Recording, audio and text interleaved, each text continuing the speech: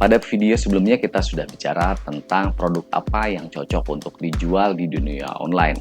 Kali ini kita akan bicara tentang bagaimana cara mencari produk-produk tersebut. Setelah kita punya pilihan, tentunya kita juga harus mencari produk-produk tersebut.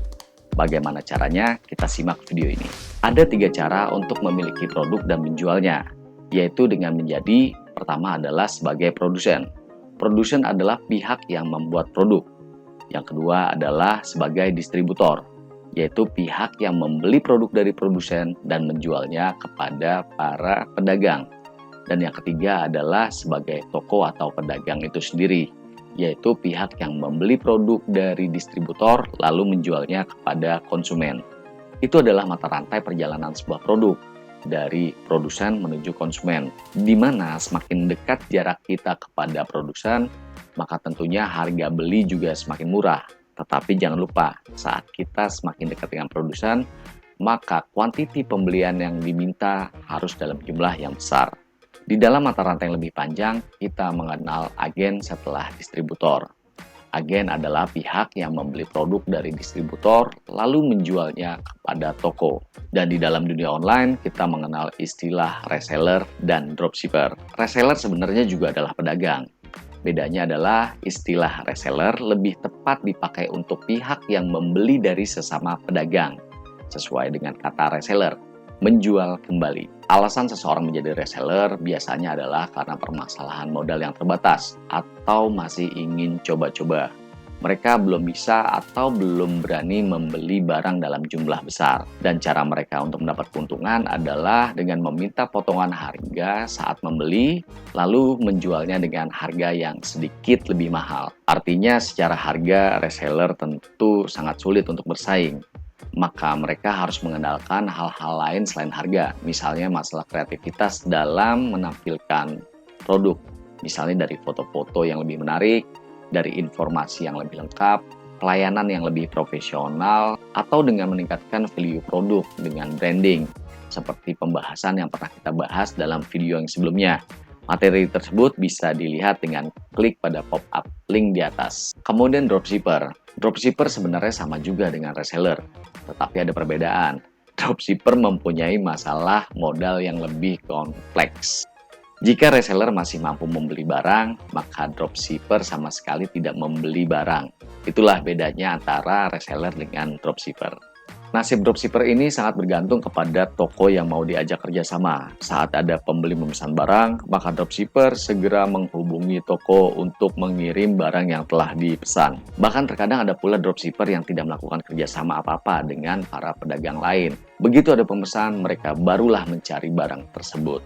Itu artinya mereka menjual barang yang tidak mereka kuasai. Sekarang kita masuk ke materi yang lebih detail. Dalam mencari barang, apa yang kita pilih? Produksi atau membeli? Sebagaimana kita tahu, produksi artinya adalah membuat barang sendiri untuk didagangkan. Untuk kuantitas yang kecil, mereka bisa melakukan ala rumahan. Sementara untuk kuantitas yang lebih massal, pengusaha membutuhkan pabrik. Sekarang kita akan bicara tentang rahasia umum tentang pabrik. Yang kita tahu umumnya pabrik adalah membuat produk untuk mereka sendiri. Padahal sebenarnya banyak pabrik yang membuat formula produk. Lalu formula tersebut bisa dipakai untuk brand mereka sendiri, sekaligus juga ditawarkan secara kosongan, yaitu tanpa brand atau merek kepada pihak penjual lain. Nah, pihak penjual lain itu nanti tinggal mengemasnya dalam bentuk yang berbeda, lalu menampilkan brand mereka di produk itu. Bentuk bisnisnya terserah, bisa profit sharing atau bisa juga jual putus. Kadang kita nggak sadar, dalam kehidupan kita sehari-hari kita sering menemukan produk dengan nama yang berbeda, padahal sebenarnya itu adalah produk yang sama yang dijual oleh pedagang yang berbeda. Selain pabrik membuat formula produk, pabrik juga bisa dimanfaatkan untuk sebagai jasa tempat membuatkan produk untuk orang lain. Nah, hal-hal yang dilakukan pabrik itu tentunya juga bisa dilakukan oleh para pelaku industri rumahan. Lalu ada pertanyaan menarik, kenapa tidak semua produsen, baik pemilik pabrik maupun pelaku industri rumahan, melakukan semua aktivitas dari hulu ke hilir atau melakukan aktivitas produksi sekaligus penjualan? Jawabannya adalah selain karena masalah efisiensi modal, tidak semua pihak memiliki keunggulan dalam bidang produksi sekaligus penjualan. Ada kondisi di mana satu pihak yang disebut produsen itu hanya handal dalam hal produksi. Mereka memang jagonya untuk menghasilkan produk berkualitas dengan biaya produksi yang rendah dan waktu yang cepat. Ternyata untuk usaha menjual, ada pihak lain yang lebih handal. Mereka lebih jago dalam membangun brand, sehingga brand mereka sangat dikenal masyarakat dan produk mereka disambut seperti jualan kacang goreng. Dengan kondisi seperti itu, maka sebaiknya dua pihak itu bekerja sama, karena mereka akan bisa fokus pada keunggulan masing-masing. Tapi jika kedua hal baik produksi maupun penjualan bisa kita lakukan dengan maksimal, ya kenapa enggak? Tadi kita telah bicara tentang mencari barang melalui produksi. Sekarang kita akan bicara tentang hal lain, yaitu mencari barang impor. Sebagai pedagang kecil, kita adalah urutan terakhir dari mata rantai yang telah tadi kita bahas. Tapi benar nggak seperti itu? Di era konvensional memang seperti itu. Tetapi dengan kehadiran e-commerce marketplace, mata rantai itu menjadi semakin singkat. Di era dagang konvensional, sudah jadi rahasia umum bahwa pedagang-pedagang atau agen dari daerah bakal ngambil barang ke agen atau distributor dari Jakarta. Cari barang mentah untuk fashion ada di Tanah Abang. Cari bahan jadi untuk fashion ada di Mangga 2. Cari produk mainan ada di ASMK. Cari produk elektronik ada di Glodok.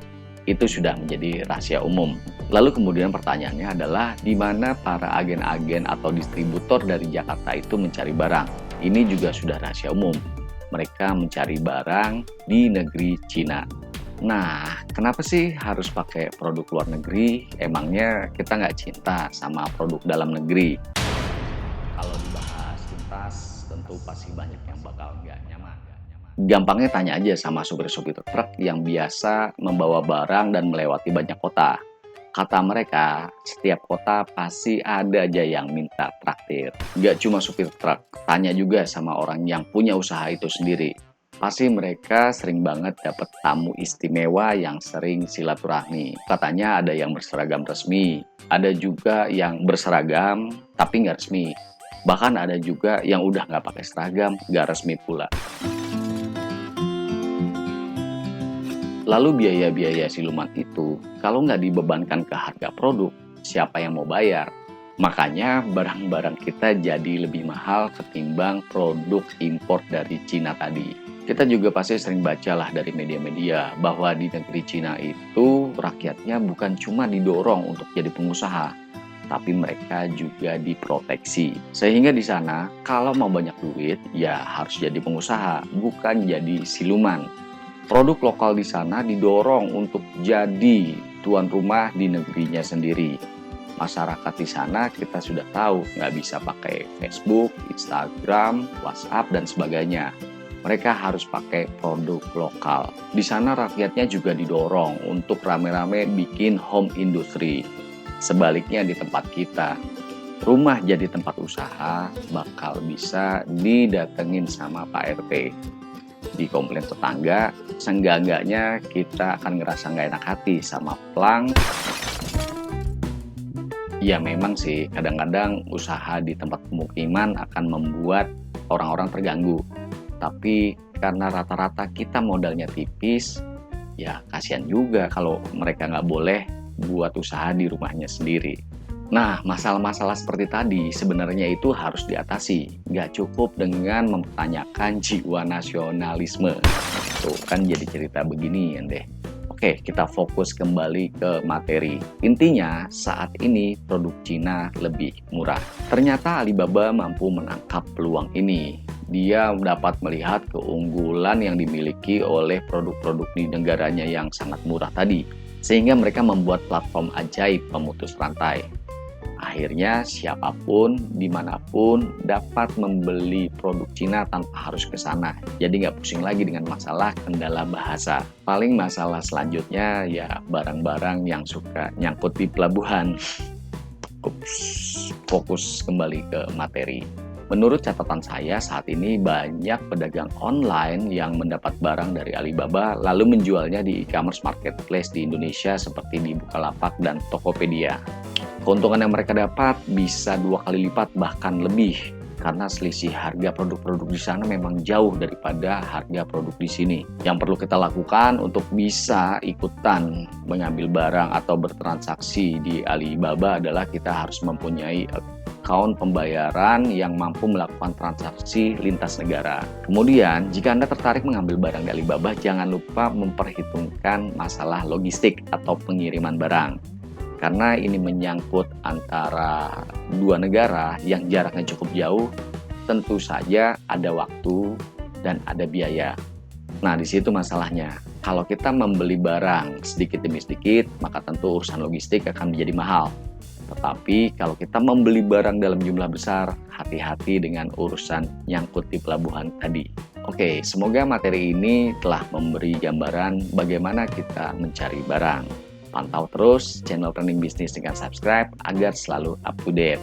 Karena saat ini hanya bisnis yang melek online lah yang dapat bertahan di era digital.